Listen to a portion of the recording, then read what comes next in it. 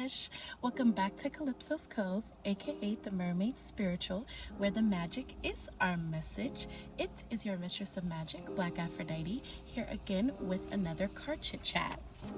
So today I'm doing something new. If you hear something rattling around, it's because I took notes for this video. I hope you all are proud of me. I'm trying to be more concise. As you can see by the thumbnail, I am going to be talking about a few downloads I received over this full moon, supermoon, which has genuinely been a lot for me. I already filmed one video and I overshared way too much, like a tremendous amount of oversharing.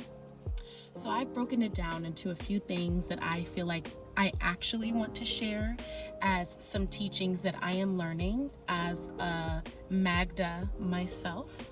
I am a Magda because I am embodying those principles and those frequencies and radiating it out in my life. And I feel like those of you who are really drawn to my videos may resonate with this frequency as well. So when I went to go see the Barbie movie, which was actually July 22nd, it was a Friday, as we all know, I had no idea that Mary Magdalene's feast day was that weekend. Like, no idea. And there was so much going on for me that week.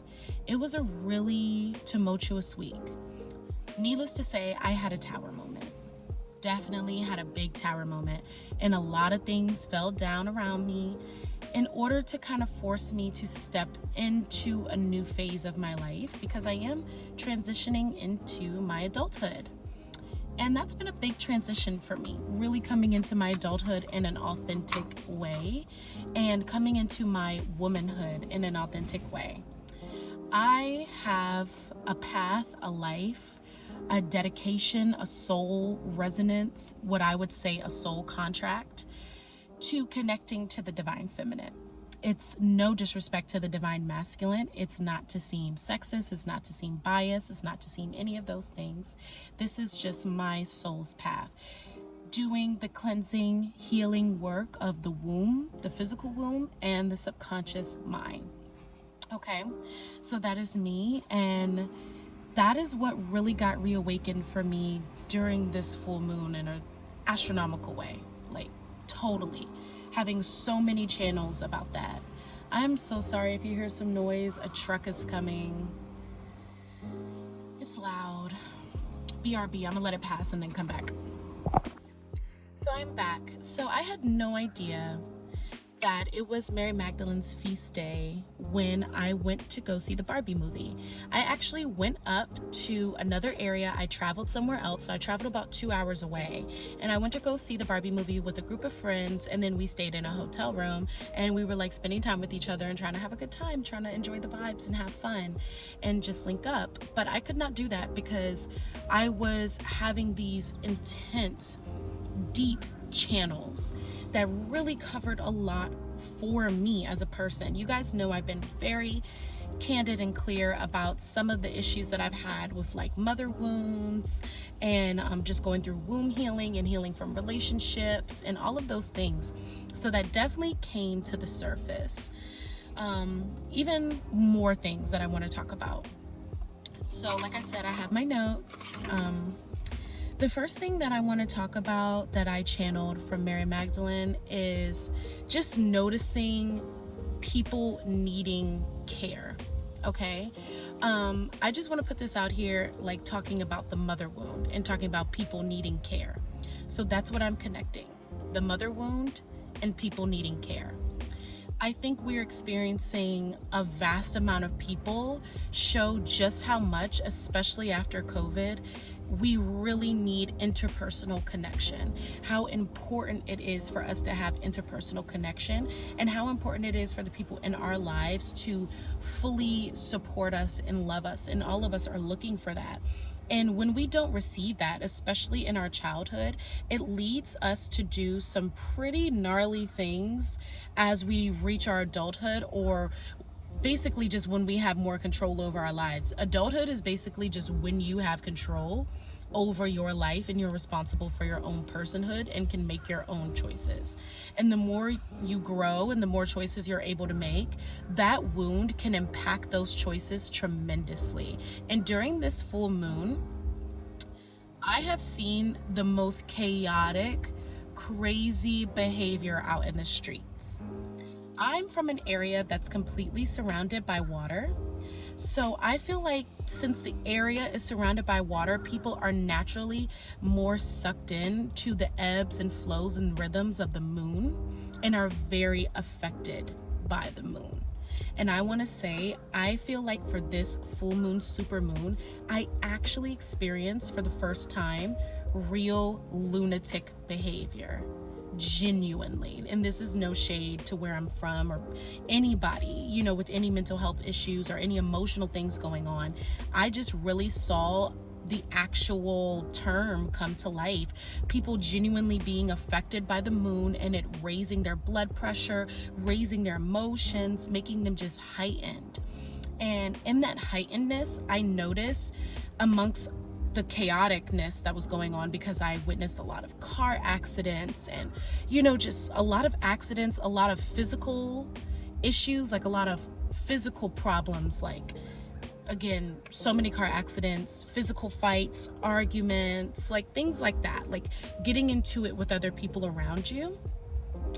And I channeled that through my dreams and my connections with Mary Magdalene over these last few weeks, because I've been noticing this for months, like a month. And I've been affected by this moon for an entire month. And it's like my body couldn't even start my cycle till the moon got full.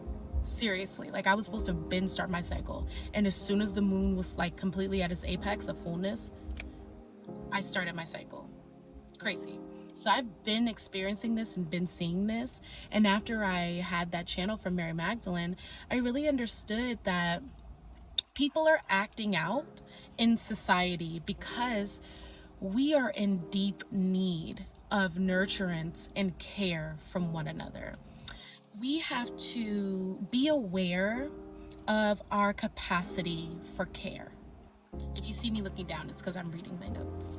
But there's this awareness, this deep need for a remembrance of our capacity to care about people and to be there for people. I notice, you know, people run to the metaverse, which is still another term. Meta is still a term for mother, right?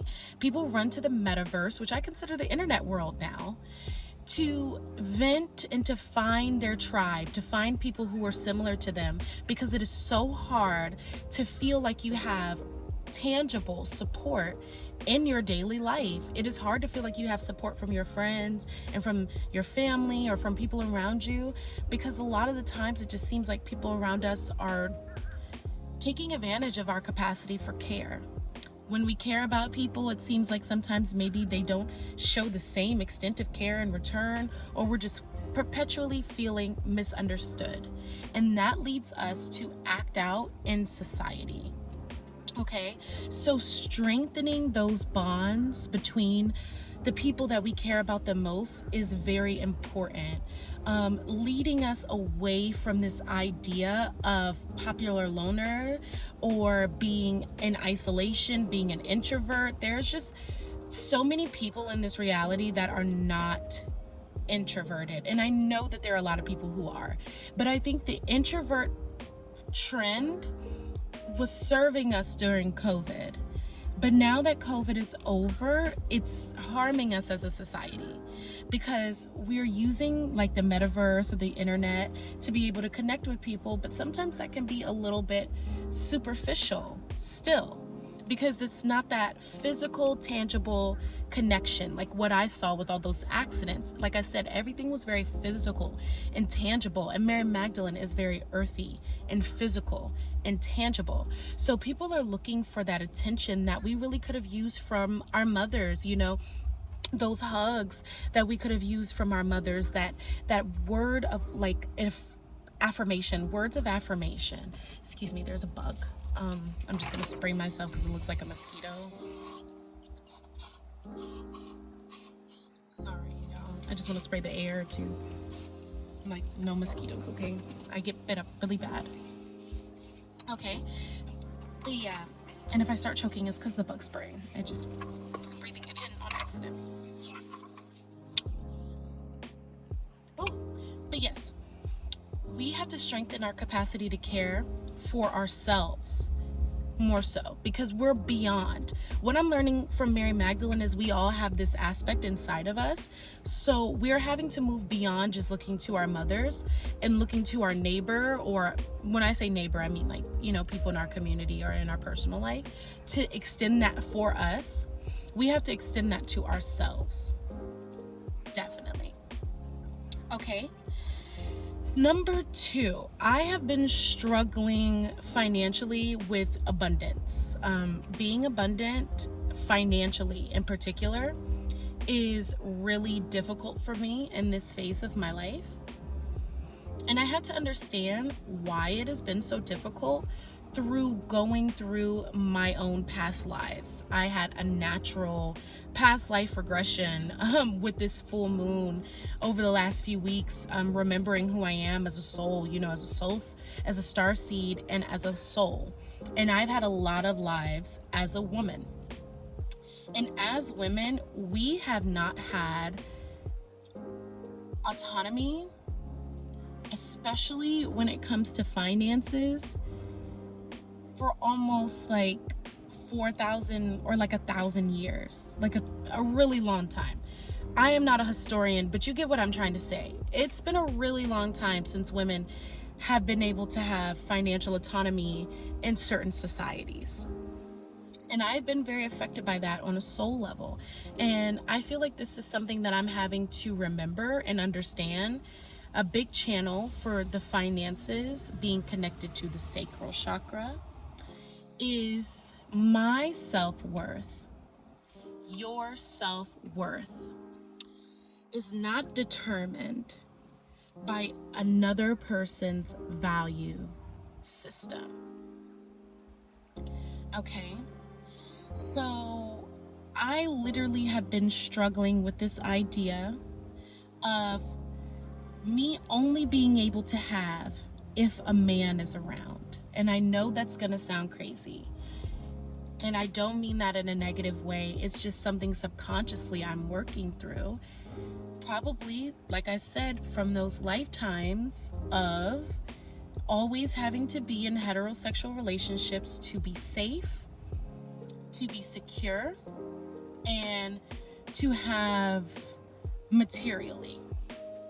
Okay, and even down to my personal life, it was my mother who was a little bit more strict and frugal with the money in a way that stressed me out in my childhood and could give me a negative view on money. But it was my father who was always a little bit more helpful with money for me, handing me money, giving me an allowance, not making money a big deal. And that kind of set in stone as I got older, because I was struggling with having healthy relationships with women and girls around me. And I'll get into that in a second. But it just made me feel like, okay, I'm safe with men. Disclaimer, I am a bisexual woman. I've known I was bisexual since I was 8 years old. I literally tried to get a baptism. I got baptized in order to try to wash away the gay when I was 8 years old. That's how long I've been bisexual. So I am in no means or any means, shape, or form basically trying to say that you can only have things from a woman, as a woman from a man. And I'm not trying at all to promote any of that. I'm just really being honest about something that I've been subconsciously struggling with. And I think that, like I said, started in this life with the seeds of my mom always being so stressed out about money and her having the more dominant personality in my household, and then making it really hard for us to connect. You know, I had the mother wound issue. So I associated the mother, right, woman with money issues because my mom was always stressed out about money. Do you see where I'm going with this? This is just for me personally, and it's a channel. Now, when I saw my dad, who was never stressed out about money, and he was more of the submissive. He wasn't submissive, but I'll say like recessive. Like he would recede a lot. He would allow my mom to have the floor. He would allow my mom to have more of the control, and he was more cool and more accepting. He was easier to talk to, and he always gave me allowance, money, anything I needed. He was always there for me. He always picked me up, and those type of things set inside of my mind, especially when it came to money. And when I was dating and I would date men, I would always give to them in abundance. I think from this idea of how much my dad gave to me. And I gave so much that I didn't make any of the people who were dating me work for anything. So they weren't valuing the time I was giving and the way I was loving and how I was giving it. They just were sopping it up and taking it. And then before I knew it, I felt drained because I didn't acknowledge my own value from so badly just wanting that connection that I was talking about earlier, like that personal connection, that nurturance that leads us to doing the crazy stuff, right? Crazy. Impulsive acts from maybe like an inner child wound that needs to be healed. That's basically what I'm trying to say. Okay, so either way it went, like I just started associating my worth with other people's idea of me, like if somebody valued me as attractive or not, or how somebody thought I looked, or like, you know, just stuff like that. And then as I got older, and like I said with this channel, I really had to do some deep healing work to understand that there was an aspect of me that felt like I did not deserve to have my own independence for myself. It felt like, and I think this is something that a lot of women struggle with, especially when it comes to financial abundance, financial freedom, growing as an individual for yourself. It's like this notion of if you don't have a husband or children, then your career and your success is not the same, or like your husband's success is synonymous with your success and his success should be everything for you, and like all this stuff. And I'm just saying that to say your value is not determined by somebody else's worth of you, and being with another person doesn't make you more valuable. It is you who makes yourself valuable. Okay, your self-worth comes from within. That self-love comes from within, okay? You're worthy and valuable all on your own, and that is how we create and generate wealth, by knowing that we are worthy and lovable as we are, okay? And then the last point that I have to say is giving grace to other women. I am currently working at I am working as a therapeutic day treatment assistant for a girls' camp. So these girls are middle school age. They are from the ages of 10 to 13 years old. And with that being said, that's like a really fragile time in your life. And I'm really seeing the effects of mother and daughter dynamics through these girls, and also sisterhood dynamics through these girls, and just noticing how rough we treat each other as women. And this is something I'm really having to heal within my heart, from really actually dealing with some heavy childhood trauma from the girls around me and the young ladies that I grew up with, you know, because it was such a brutal environment around other women, and we really put a lot of pain into and on each other, because I think that is a way that we have been able to show autonomy. And yeah, we are able to express our feelings and the fullness of who we are, I think, more openly sometimes with our same sex, whether that is in the negative or in the positive. And I'm just saying this to say, like, I am really working on extending more grace, more kindness, and more understanding to women around me, to women who I do and don't know, and to women that I deeply love. Because I think sometimes we can be even more harsh with people that we are comfortable with and people we love. So yes, give more grace to women around you. These are just a few of my little channels from Mary Magdalene's feast day and the super full moon. I know this was kind of like a shorter video. I'm gonna get better at saying my talking points and getting out all of my channel and how I really feel and making it more concise and just better. So bear with me, okay? But I hope some of the points got across in the way that I intended, and I hope you enjoyed the video.